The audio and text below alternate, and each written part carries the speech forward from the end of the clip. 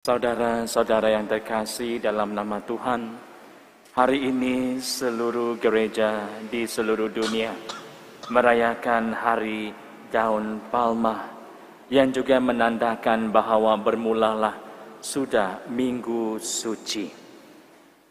Dan pada minggu ini, Minggu Palma juga menandakan tentang peringatan akan kesengsaraan Yesus. Minggu Suci menceritakan satu siri yang bermakna di setiap peristiwa membawa kepada kebangkitan pada hari Paskah. Daun palma mewakili penyediaan suasana di mana kebangkitan berlaku, dan kita hanya mendengar dan mengambil bahagian di dalam perjalanan jalan ceritanya yang boleh kita dengar secara tragik dan penuh penderitaan dan kematian yang Yesus lalui dalam Injil tadi. Dan ia bukan merupakan satu lakonan, ia adalah merupakan satu perjalanan sebenar apa yang berlaku kepada Yesus anak Allah.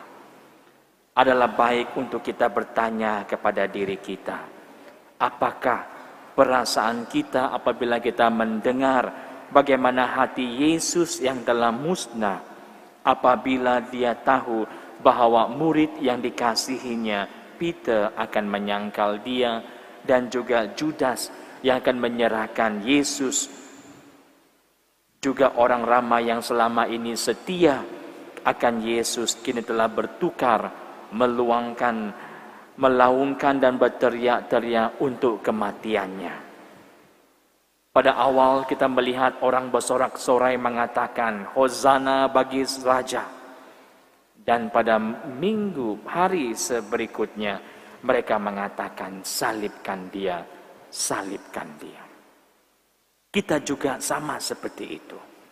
Pada awalnya apabila kita mengatakan saya memilih Yesus, kita dibaptis, kita menerima penguatan dan kita telah diperkuatkan dalam nama Tuhan. Tetapi bila ada masalah menimpa, kita juga meletakkan paku kepada salib Yesus.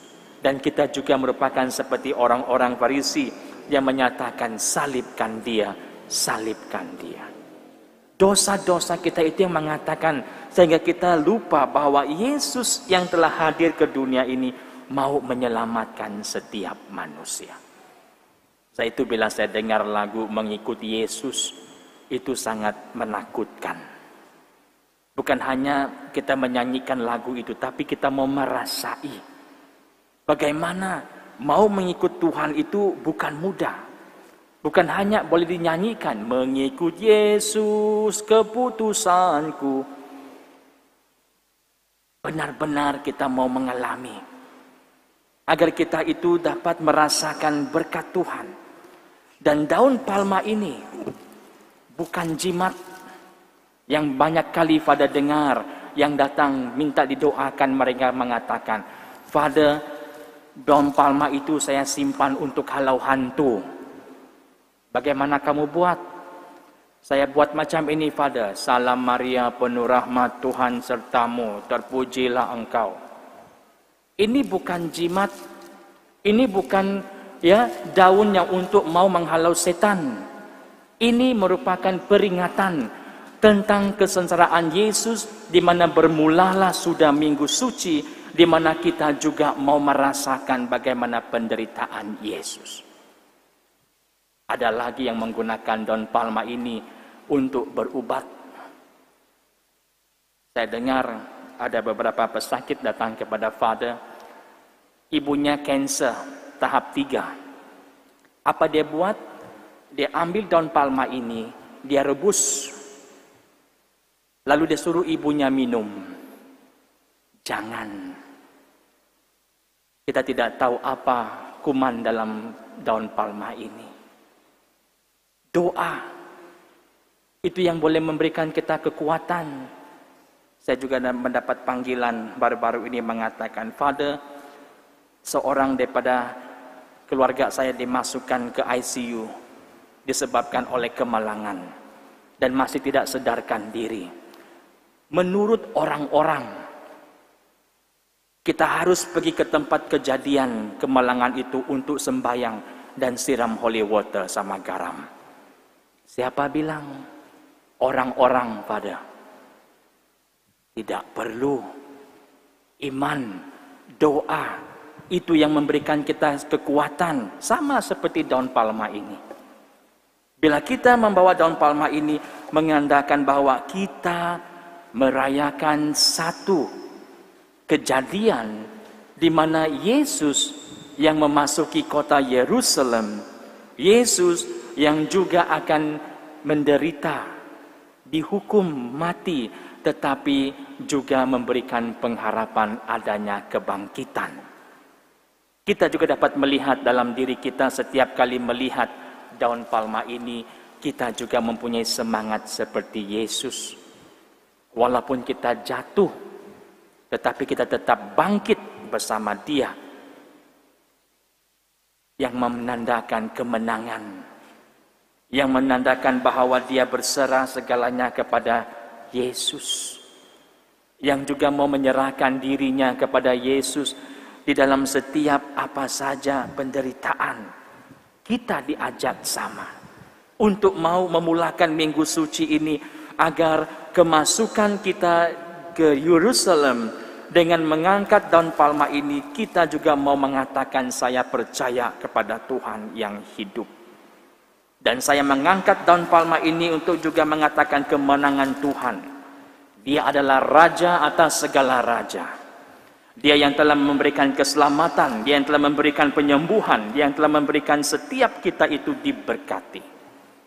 Tetapi manusia tetap manusia. Pada hari berikutnya, mereka lupa sorakan yang awalnya mereka katakan, Hosana, Hosana bagi Raja.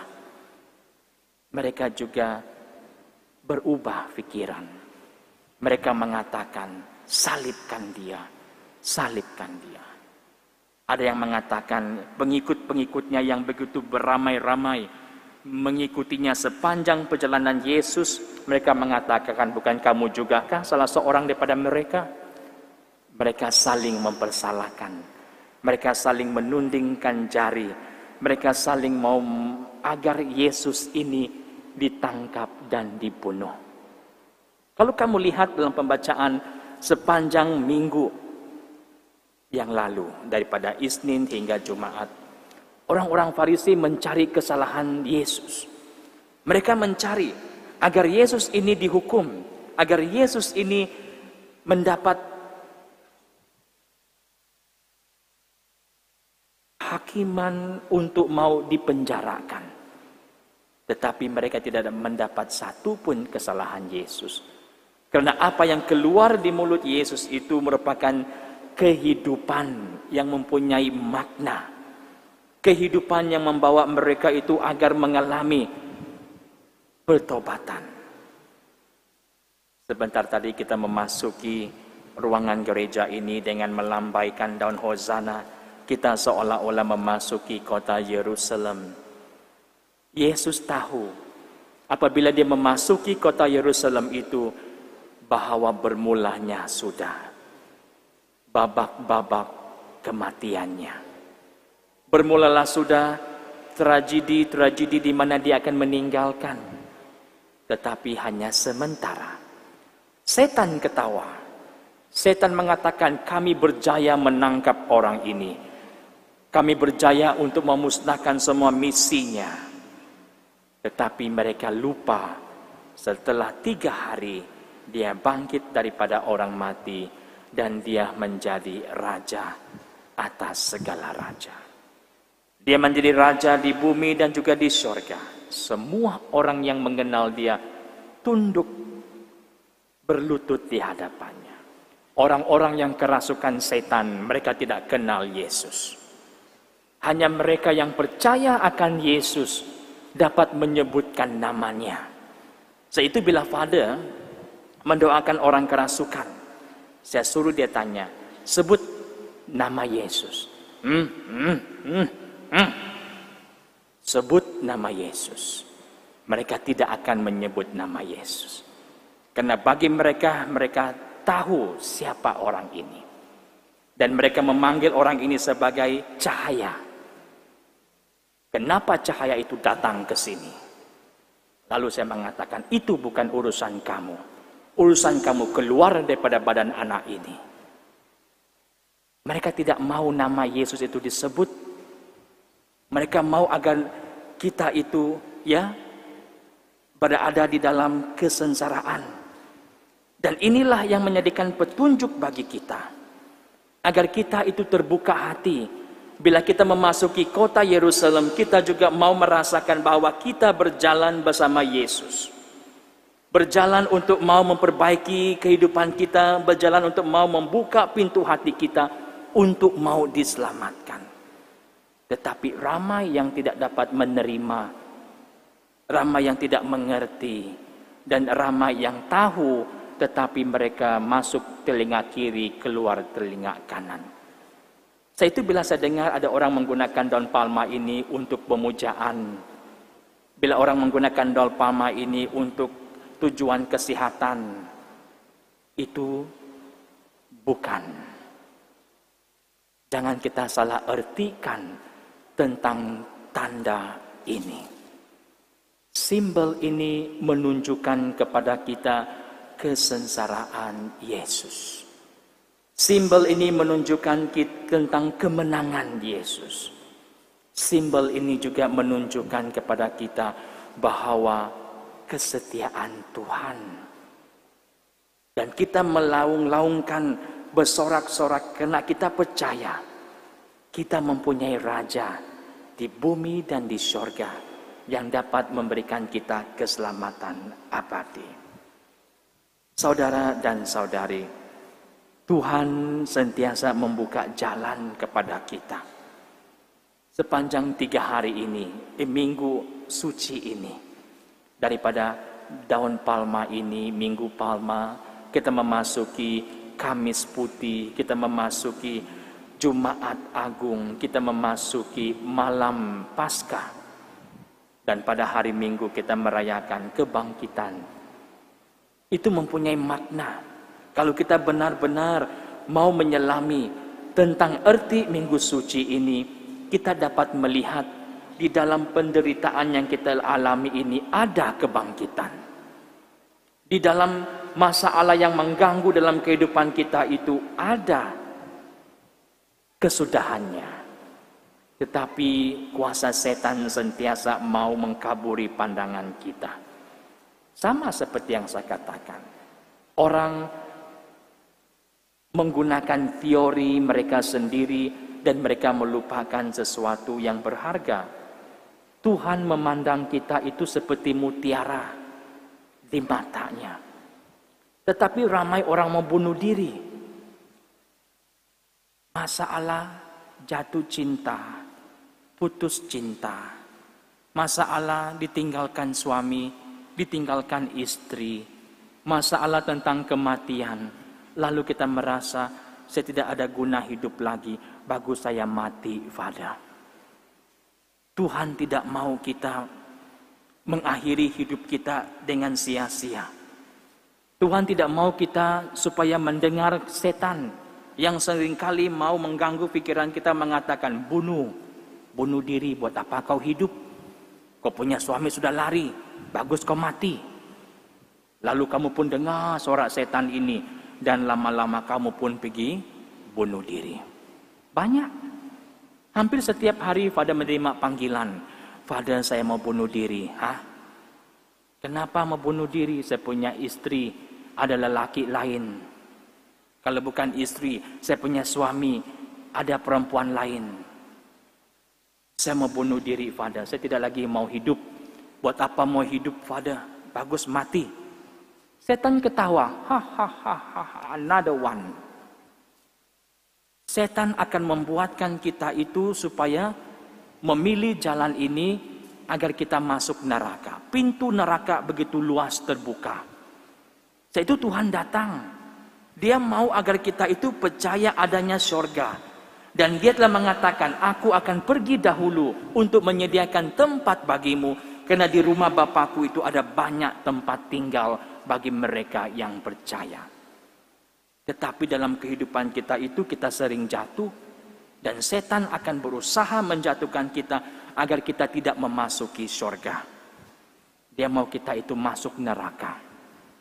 Dia mau kita itu supaya menderita. Sebab itu banyak pasangan, mereka bercerai, berpisah. Kenapa tidak bawa Tuhan? Pertama, sibuk dengan pekerjaan. Ini banyak yang saya katakan ya, bila orang datang minta didoakan, dan bagi mereka yang pergi interview kawin. Lalu saya tanya, ada pergi sembahyang? Tiada, Father. Buat apa mau berkat kawin kalau tidak mau pergi sembahyang? Kenapa tidak mau sembahyang? Ya, oh, kami mau gambar kami ada gambar kawin pakai baju kawin melekat di dinding. Itu bukan tujuan pemberkatan kawin. Kamu boleh saja pergi bergambar di studio dan lekat di dinding. Pemberkatan kawin itu memerlukan Tuhan. Tetapi mereka tidak mengerti. Yang menerima komuni pertama, juga saya tanya, kamu ada sembahyang setiap hari ataupun ada pergi misa kudus setiap minggu? Tidak ada. Buat apa mau menerima komuni kalau kamu tidak mau pergi sembahyang setiap minggu? Kalau kamu tidak mau menerima Tuhan, hanya mau agar ada sijil pembaptisan, sijil komuni, sijil penguatan. Tapi tidak mau membawa Tuhan. Saya mengatakan lagu mengitu Yesus keputusanku, mengikut Yesus keputusanku. Bila saya dengar orang nyanyi ini saya menggigil. Karena saya tahu, adakah mereka benar-benar mengikuti Yesus? Dia mengatakan pada awal, Yesus di depan, dunia di belakang. Bila ada masalah, dukun di depan, salib di belakang. Itu banyak. Kalau kamu pergi hospital ya, rosary di kanan, jimat di sebelah kiri. Saya bilang, mana satu yang kamu pilih? Dua-dua, Father. Kalau ini tidak jadi, yang ini pasti jadi. Saya bilang, mana iman kamu? Kenapa kamu tidak percaya Tuhan Yesus? Saya percaya, Father, tapi ada tapi. Iman kita juga begitu ya. Kadang-kadang saya pergi tengok orang mati, masa kematian, salib bergantung di depan itu besar. Rosary akan bergantung selama 1 minggu. Selagi mayat itu ada, rosary akan ada. Sampai pergi batu 10 beli sayur pun masih ada rosary itu sini.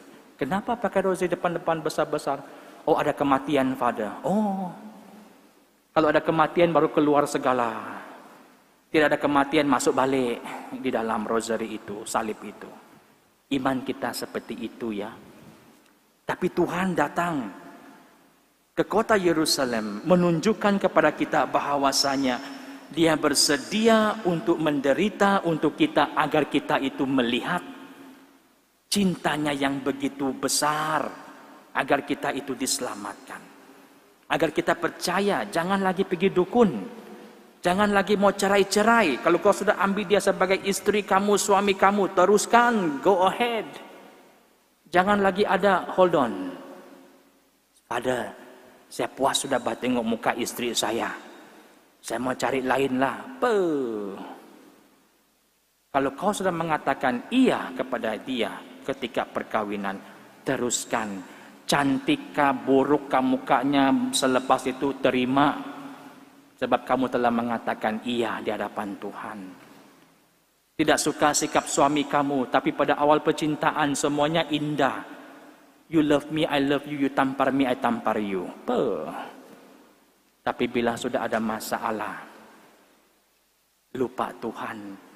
Pergi cari nasi kangkang, pergi cari jimat, pergi cari pemanis, pergi cari segala-galanya.